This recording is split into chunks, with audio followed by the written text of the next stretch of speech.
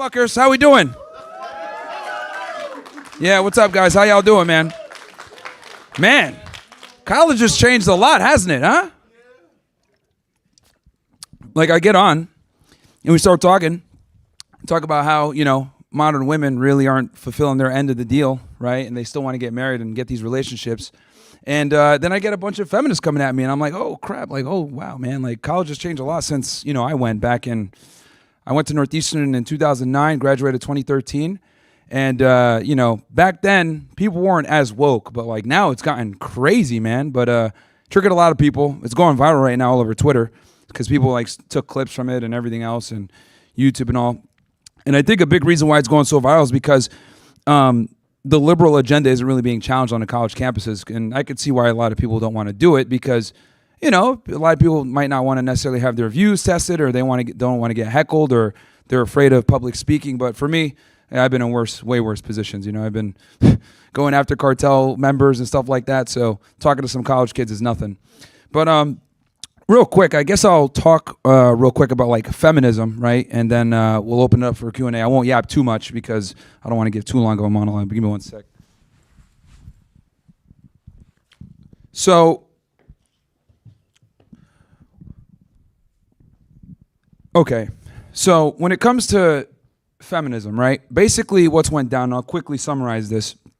Since the 1960s, right, with the sexual revolution, the invention of the birth control pill and a bunch of other things, we've seen a rise in women wanting to be treated as equals, right? And women have pretty much forgone the family and prioritized education and entering the workforce, open sexual liberation. And we thought, whoa, this is going to be great. We're all going to get laid, and, women are going to be able to make their own money, and we won't have to worry about supporting them. And, it's not going to be as burdensome being a guy and taking care of a family.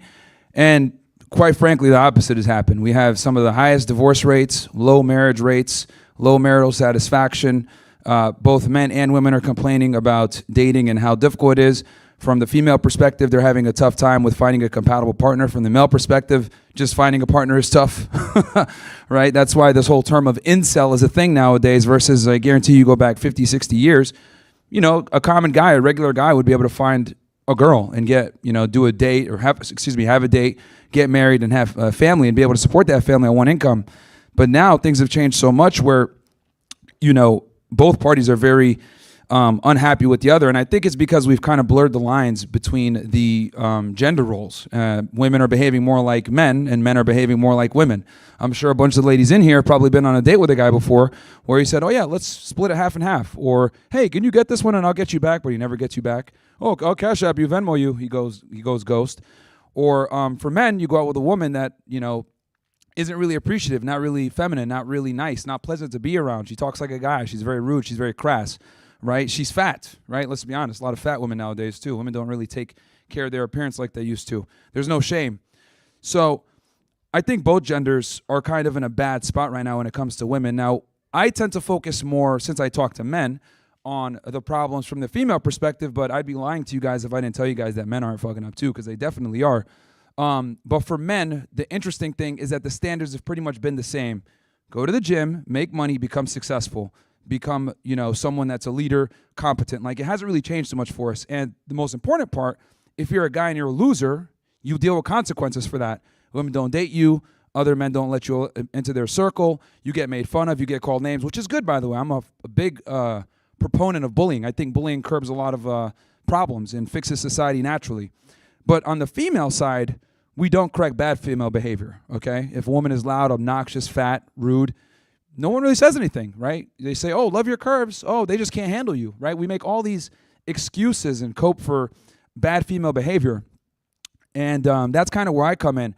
And I think we've done a good job over at Fresh and Fit, where we bring women from all different walks of life. People say, oh, well, you only bring OnlyFans girls.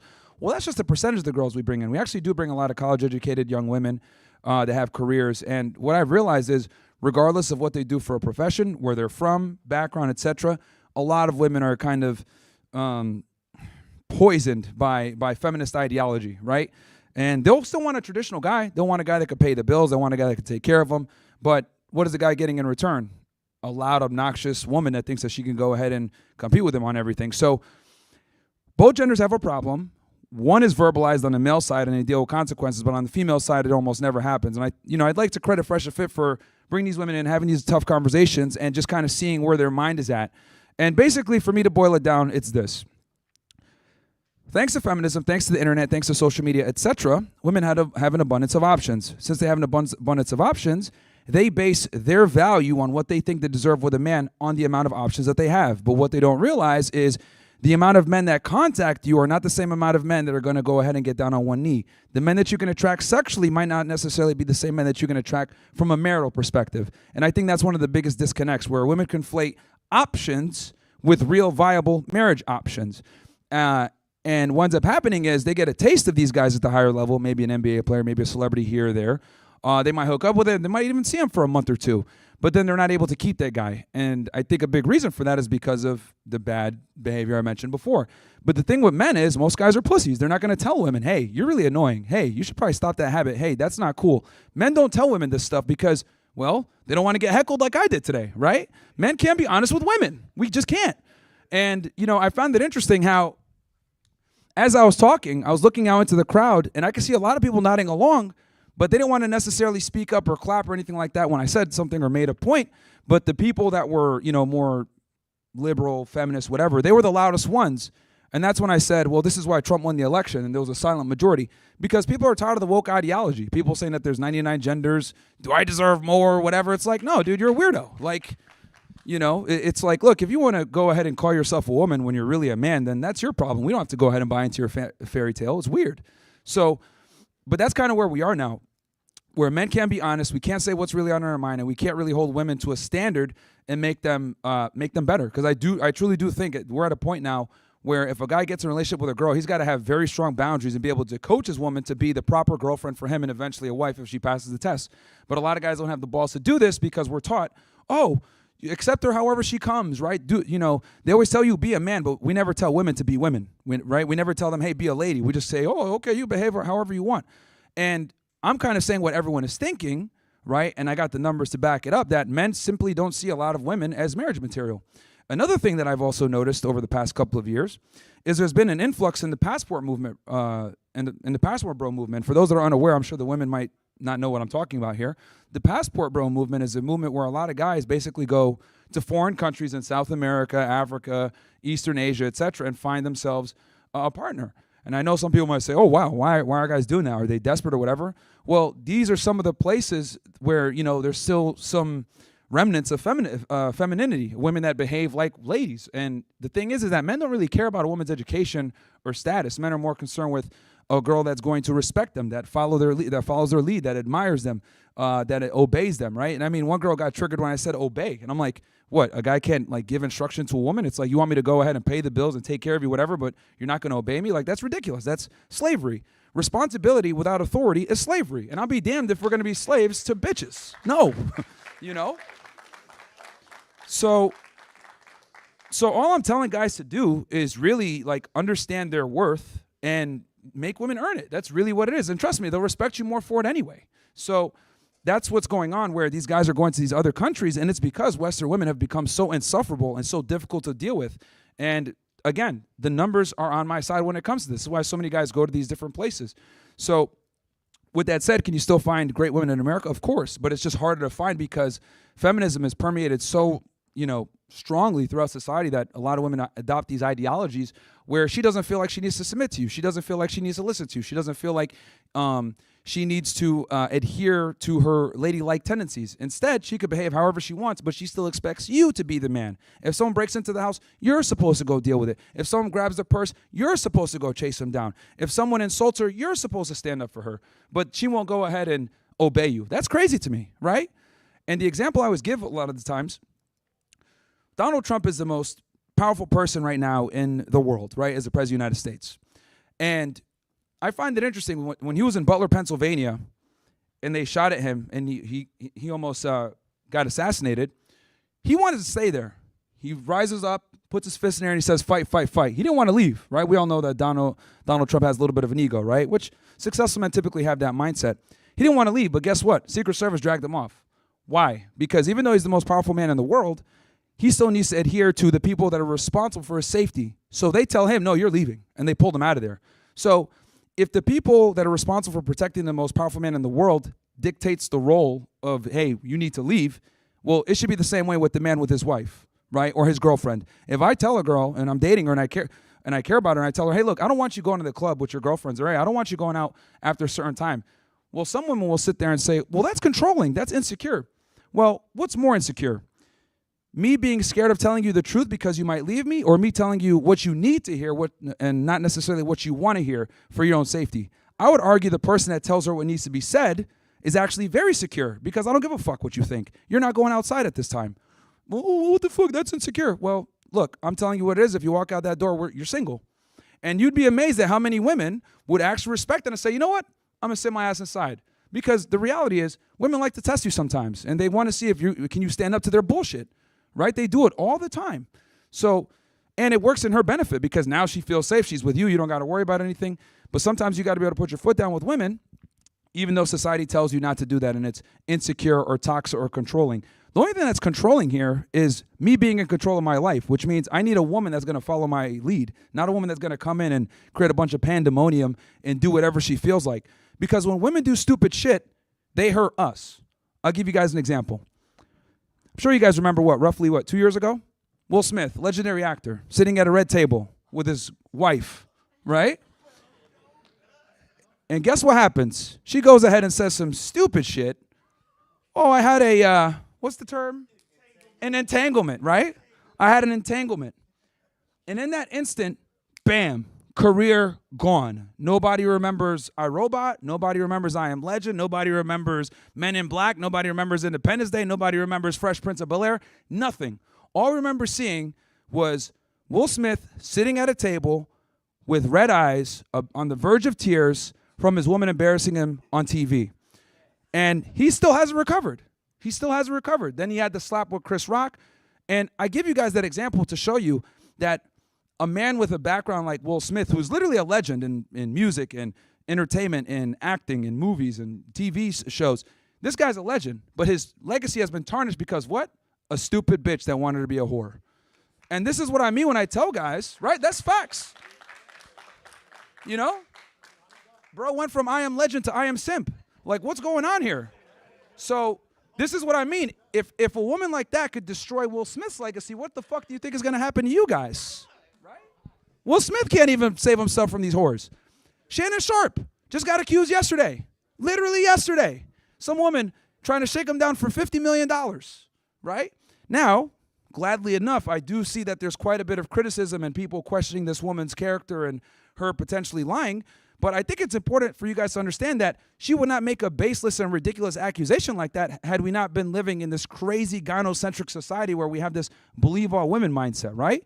We have women coming after Brett Kavanaugh. We have women coming after Andrew Tate with the whole thing out of California. Chick said, oh, I got slapped. And you look at her face and she has literally two of the same identical marks, which come from surgery, not from getting slapped, right? It's not like Andrew was like, hey, bitch, put your face this way and then smack her and then, okay, do it right here. I got to get a perfect degree. Smack her again perfectly. Like, no, bro. But the reason why women feel okay with making these wild accusations and lying on men with this Me Too era is because they know they're going to get the benefit of the doubt. And then on top of that, if they fail, are they going to jail? No. The Johnny Depp case proved this, right? Thankfully, right? Johnny Depp recorded the conversations, which he had to do illegally, by the way. He recorded the conversations and proved that this woman was batshit fucking crazy. Quite literally batshit crazy, shitting on beds and stuff. So, thankfully, he had that evidence and he was able to prove that he was innocent. But what did he have to do? He had to take her to trial. He had to go take it all the way through, spent millions of dollars on a legal team, lost millions of dollars with the Pirates of the Caribbean series, lost a bunch of sponsorships. His reputation was destroyed for a period of time. So he basically he was guilty and then he had to prove himself innocent. And that's kind of the society we're in. If a woman makes an accusation, they believe her. Now, with that said, I want to be very clear about this. Sexual assault and rape are very serious crimes, and the people that perpetrate them need to go to jail, right? I'm a firm believer that women need to be protected. But at the same time, we also need to penalize the women that literally do this for monetary benefit and lie, right? We saw it happen with Kobe Bryant. We saw it happen with so many different powerful individuals where the women are kind of suing to get a payday. And now what's going on with Shannon Sharp is just, another example. He announces he's going to get a $100 million podcast deal, and then like the next day or two, she's over here going to the biggest clout chase lawyer, Busby or whatever his name is, who's representing a bunch of other people. He represented the chick that made the accusation against Jay-Z. He's representing the chick that made the accusation against Andrew Tate. Like, this guy's just trying to get a dollar because he knows a lot of the times famous men that have a status are going to settle, right? They're going to want to, I don't want to deal with this. They're going to just settle. So, but she would not have mounted that attempt, this like literally shameless attempt to make money, had it not been for the current environment that we have now, where we have this, gynocentric society where women are always right, men are always wrong, women can do whatever they want, but men are held to static standards, and it's just ridiculous. So my thing is this. I think men need to become men. I think men need to be the leaders, and quite frankly, if a woman doesn't want to follow you, all right, cool, you stay single, but we're not going to sit here and tolerate the fuckery for women. And I think a lot of guys need to learn this skill set, because a lot of guys think, well, if I just be a nice guy, be a traditional guy, like girls are going to like me. Well, I'm here to tell you it's not 1955, it's 2025, and women have changed quite a bit. So you have to adapt to the new normal. So this is why, I wrote the book, Why Women Deserve Less, where I talk about how feminism has kind of come in and completely switched the sexual marketplace, where being a nice guy is actually detrimental for you. It'll get you put in a very bad predicament a lot of the times. And if you don't know what you're doing, you can get destroyed, because if you get married as a man in today's day and age, you take way more risk on, right? We know that women win 90% plus of child custody battles. We know 90% of alimony goes to women. We know women initiate 80% of the divorces. So if you go ahead and get married, you got a lot to lose, especially if you're an individual with a higher net worth. So guys need to really go in with their eyes wide open, because women will divorce you and destroy your life if they just get bored, right? I have a saying, women will sacrifice their family for happiness, but men will sacrifice their happiness for their family, right? Because we understand that there's a burden of performance. From the time we're little boys, what do they say? Hey, become successful so you can go ahead and take care of a family, right? We're told this from the time we're young. So we always understood from a young age that we needed to not just be able to provide for ourselves, but have excess resources to be able to support a family. So, but we don't tell little girls to be good wives. We tell them, oh yeah, you could do everything a man could do. You could be an astronaut or whatever, and some of these girls end up being astronauts for real on fucking OnlyFans, but that's a whole other conversation. You know what I'm saying? But yeah, so I think guys need to understand that this is the new normal that we're in, and you need to adapt. Does that mean treat women like shit? No. But what I am saying is that you absolutely need to make women earn your time, attention, and resources. So I'll end the monologue there. If anybody has any questions or comments or disagrees or agrees or anything, I'll turn it to you guys.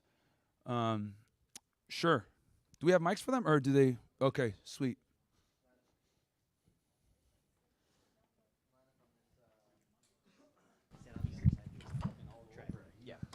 And it's open, guys. We could talk about anything you guys want. Obviously, the topic was feminism. But I think we have a bit more time now, so. Oh, sorry. I'm sorry.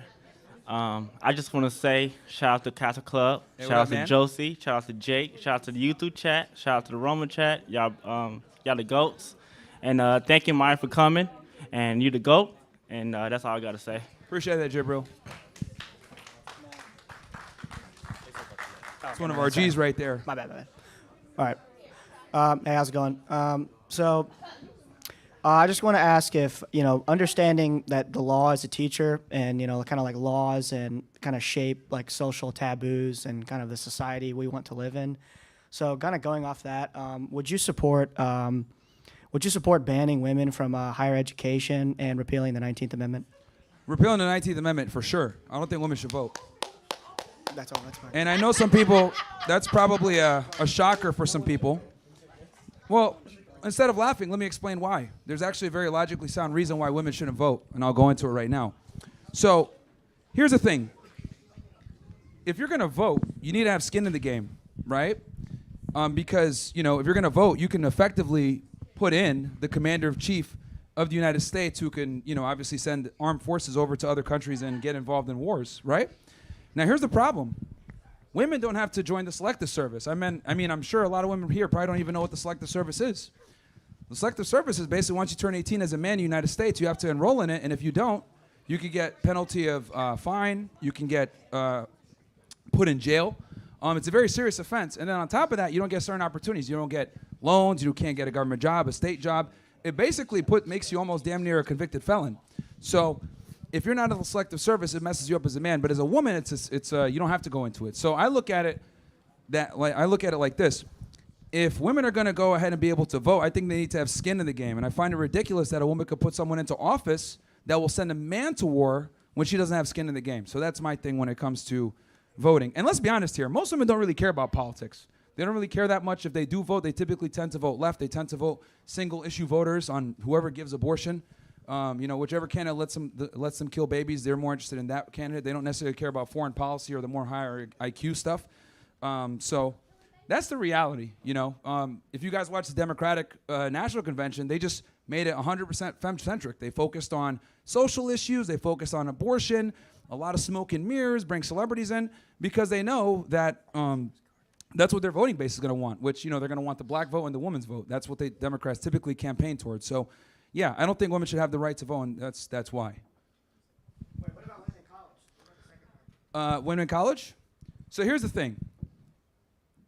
Though I am against women working, and I think that they should work electively and not mandatorily. I think the man should be the provider. I also understand that we're kind of here now, right? So what I think is we need to just be honest with women and tell them, look, you could pursue an education and a career, but you need to understand that it's going to be very difficult, if not impossible, for you to get both a family that you're satisfied with and a career. It's going to be very difficult to do both. We don't tell women that. That's the problem. And a lot of the times they don't wake up until they're in their 30s when all their opportunities have passed by them. Maybe they came across a good guy and they said, I'm just going to wait. That guy fades off. They can't find him. They can't reconnect with him.